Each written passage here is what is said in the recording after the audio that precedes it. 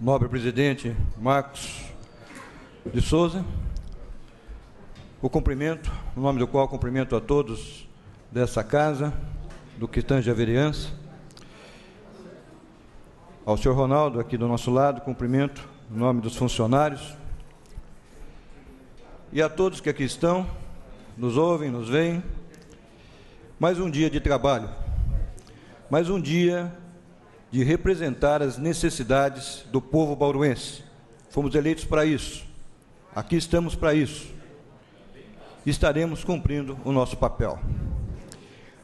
E nesse momento do país, fazer parte do poder público, no caso legislativo, implica numa grande responsabilidade, porque há uma grande crise institucional. O Executivo Nacional, a presidente Dilma Rousseff, passa por uma série de percalços oriundos da sua própria iniciativa. O Legislativo Nacional, de uma maneira nunca antes visto na história do Brasil, confronta o Executivo de maneira veemente. O Judiciário, em diversas instâncias, procura zelar pelo cumprimento da Constituição e pelo exercício da lei. Com isso, levanta suspeitas diretamente relacionadas à presidente da República do Brasil, diversos deputados, e com isso a classe política se mostra frágil diante das necessidades de um país que precisa crescer urgentemente. É grande pela própria natureza, mas falta tornar-se uma nação, calcada no respeito à lei e que a lei seja igual para todos, que ainda não é. Bauru é o nosso universo. Aqui vivemos, aqui comemoramos as alegrias, nos entristecemos, provavelmente a maioria de nós morreremos aqui. É o nosso mundo, é a nossa terra, é a nossa casa. E a cidade é o lar das famílias. E com esse foco devemos organizá-la, para que as famílias sejam felizes na cidade em que moram. Para isso é importante que a família, que os bauruenses participem do processo político, participem da decisão política. E a nossa Constituição nos permitiu isso. A Constituição vigente de 1988 permite ao cidadão a participação no processo político por meio dos conselhos. E felicito aqui o Conselho Municipal de Transparência e Controle Social, que no exercício das suas atribuições convida a família bauruense a discutir o aumento, o reajuste de 35% na tarifa de água, que começa a valer a partir de agosto. Cumpriu o seu papel o Conselho. Parabéns, é isso que tem que ser feito. A política não é só feita aqui dentro da Câmara e nos escritórios do Palácio. A política é feita realmente a partir da necessidade do povo. E água é um direito difuso, é um direito de todos. Está na Constituição. E é um dever do poder público prover água. Eu sou favorável a essa tarifa de 35, porque vi as planilhas. Inicialmente era de 57. Por que esse aumento tão grande, que culmina até com a suspeita de abusividade, de abuso?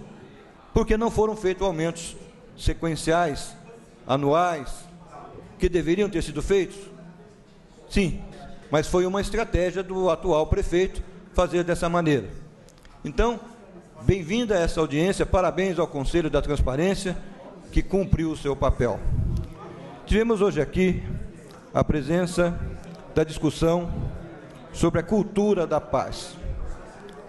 O que é a paz?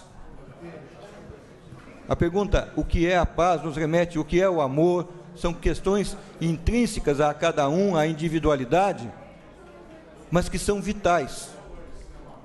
Por exemplo, se você não tem paz, você não tem saúde. Já pensou nisso? A paz é estar livre de infortúnios evitáveis. adversidades que você pode superar e não supera, ou por contingências pessoais, ou por questões conjunturais, que fazem com que você não tenha paz. Não ter água, por exemplo, é não ter paz. Não ter comida é não ter paz. Não ter uma família harmônica, harmonizada, é não ter paz. Então é muito importante atividades como essa. A comissão, da qual eu, designado pela mesa diretora, faço parte, a Comissão da Paz. Então temos no dia 25 de julho essa comemoração, num projeto de lei formulado por nossa autoria e outros colegas. Importante, então, essa discussão e identificar aquilo que é a responsabilidade do Estado e culmina com uma situação onde não há paz. Você paga as suas contas?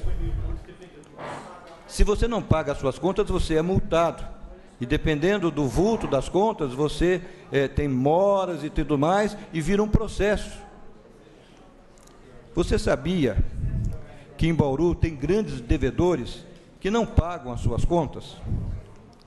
Esses grandes devedores, em janeiro de 2014, um ano atrás, eles culminavam com 54 milhões de reais que não eram pagos aos cofres municipais. Assim como eu pago, você paga, eles não pagavam. Eu fiz uma consulta ao setor jurídico dessa casa, no sentido de dar publicidade ao nome desses devedores. Quem são eles? Por que devem e não pagam? Por que não são iguais aos outros? Por que a lei não é executada? E eu tenho aqui a lista de 14, pedi a atualização dela, ainda não recebi da Prefeitura, me estranha a demora também nesse sentido. Mas temos aqui uma incorporadora imobiliária como a Campeã, uma indústria e comércio em segundo lugar, um investidor individual em terceiro, outra comercial, uma indústria que já faliu, também devia, outra incorporadora imobiliária, outra incorporadora imobiliária, um clube de... não sei se posso chamar de recreação. Eu gostaria muito, uma escola, uma empresa de serviços, um banco, serviços médicos, espólio, um clube esportivo. Você não tem direito de saber quem são essas pessoas? Pela nossa lei, não. Eu não posso ler e divulgar aqui. Que lei é essa que encobre? Não, mas trata-se da privacidade e manter o sigilo. Mas o vereador não tem a imunidade parlamentar para falar e dizer e tudo o que for em respeito à municipalidade e à defesa do interesse? Tem. Há conflito de leis ou há conflito de interesses? Esse é um tema que nós nos reportaremos assim que recebemos a nova lista da Prefeitura e ver se as atuais medidas são eficazes na cobrança dos grandes devedores, porque os pequenos devedores são muito bem cobrados.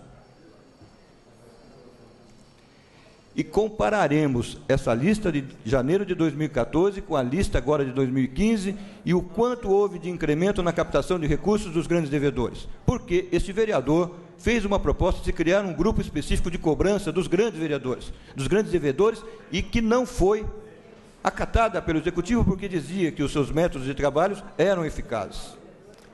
Fiscalizaremos isso.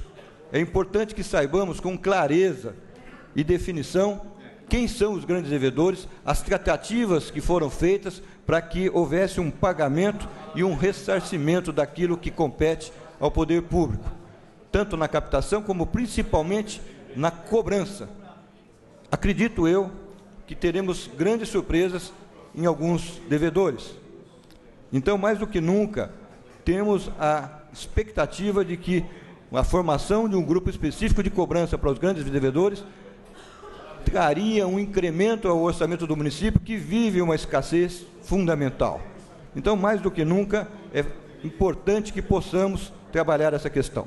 No dia 15 de julho, agora fizemos uma reunião da Comissão de Meio Ambiente, muito importante, onde ficou claro que há um conflito de leis, do ponto de vista da atribuição na fiscalização de terrenos, e principalmente no que diz respeito às multas. Há um conflito importante. Então, eu só peço com antecedência de poucos segundos para concluir o pensamento. Há um conflito importante que implica na mudança das leis para que esse conflito seja sanado.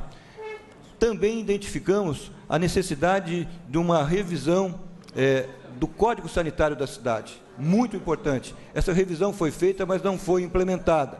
Então, pedimos uma cópia para a discussão disso. E, finalmente, diz respeito a essa casa, senhor presidente. Essa casa, por mais incrível que possa parecer, não tem, em 2015, uma consolidação das suas leis. E isso é vital, isso é fundamental, isso é um aprimoramento, aperfeiçoamento que é imprescindível à boa prática legislativa. Eu torno esse assunto ainda hoje na explicação pessoal. Muito obrigado pela condescendência, nobre presidente.